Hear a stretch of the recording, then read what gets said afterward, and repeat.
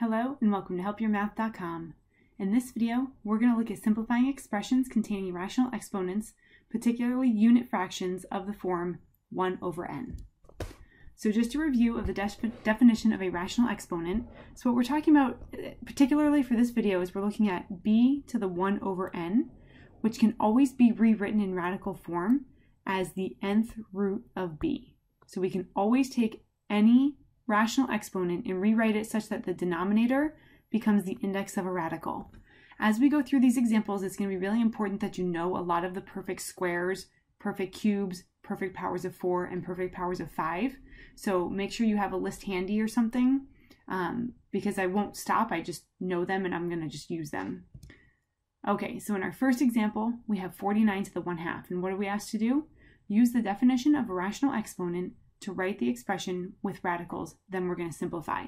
So what does 49 to the 1/2 mean? That means that we can rewrite this as we put a 2, the index is 2, and then it would be 49. It would technically be 49 to the 1 to that value of the numerator, but we're going to overlook that for a second. And then we say, okay, what does this mean? This is the square root of 49, and the square root of 49 is 7. Our next example, we're looking at 64 to the 1/3. So again, the first thing we're going to do is we're going to rewrite this in radical form. In radical form, 64 to the 1/3, this means that we have an index of 3, so it's the cubed root of 64. So the cubed root of 64, that's what number times itself times itself. So x times x times x is equal to 64, and that would be 4. Don't confuse it with 8. This is not 8. This is the cubed root of 64, which is 4. How about here? We have 81 to the 1/4.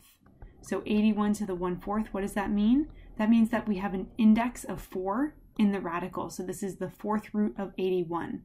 So what number as a factor 4 times will equal 81? That would be 3. Or you can also think about, I like the 4s because you can think about the square root of the square root. And the square root of 81 is 9, and the square root of 9 is 3. So that also works. Okay, how about here? Is this one even possible? So we have negative 144 to the 1/2. Well, when we go to rewrite this, remember that negative is treated as multiplication. It's going to appear in front of the radical. And then we have an index of 2, which we don't actually have to write, right? Because the assumed root, if there's none given, is 2. And so yes, this is possible because that negative goes in front of the radical. So this is the negative square root of 144, which would be negative 12. If we wanted this to be something with no real roots, then it would be inside parentheses. So if it's inside parentheses, then this would refer to the square root of negative 144, which is not a real number, but it doesn't have the parentheses, so that negative is treated as multiplication. In this example, if you want to, you can rewrite 0.5. What is 0.5 in fractional form? Oh yeah, that's 1/2. So this is 169 over 9 to the 1/2. We can rewrite this as the square root, right, because it would be an index 2, which we don't need to write, of 169 over 9. You can use that radical property that says you can write these as separate radicals, and we can just focus on the square root of 169 over the square root of 9. The square root of 169 is 13, and the square root of 9 is 3. So at the end of all of this, we end up with 13/3.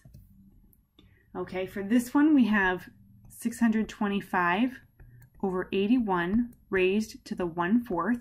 So this is the equivalent of the 4th root of 625 over 81. And again, we can split this up into 2 separate radicals. They both have an index of 4. Really important that we write that index of 4 both in the numerator and the denominator.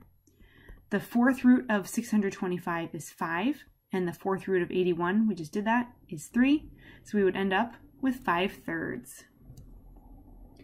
All right, we're going to take this up a notch. Now we have a negative exponent. So first we might ask ourselves, what does that negative exponent mean? The negative piece of the exponent means take the reciprocal of the base.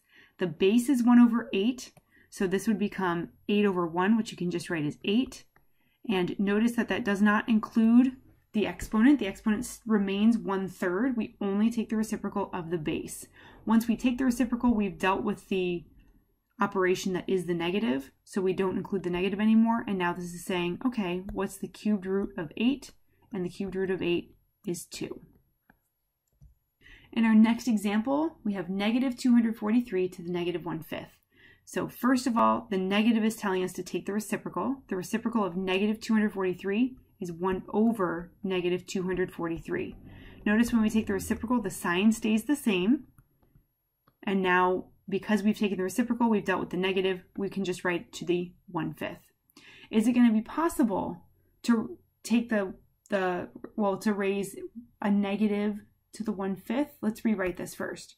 So this is going to be the 5th root of 1 over negative 243. This would be the 5th root of 1 over the 5th root of negative 243. So the question is this possible? Because the index is odd, good Lord, because the index is odd, yes, it is possible. That is a real number root.